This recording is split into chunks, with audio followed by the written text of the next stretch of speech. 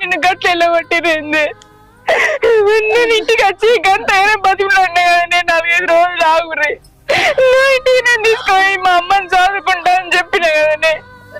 ఇంకా నేను రోడ్డు మీద ఎట్లా మారేసిపోయింది. వదిన గట్టి మాటలు అన్నా కూడా అన్న ఏం కూడా మాట్లాడలేదు. ఎందుకన్నా వేగంత పాపిష్టి కొడుకుని, నీ కొడుకు అసంటి కొడుకులు ఈ లోకం మీద ఎవరికి ఉండరే అమ్మా. కన్నే తల్లి నీ రోడ్డు మీద మారేసిపోంగా మనకి ఏమనిపించలేదా?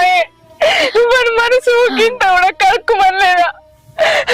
నువ్వు అన్నావు, పెంచినావు, ఎంత కష్టపడుకున్నావా నీ సాధినవి, ఇది మనకి ఆదికి రాలేవా? ఇప్పుడు వాడు కూడా 2 పిల్లల్ని అన్నాడు కదనే.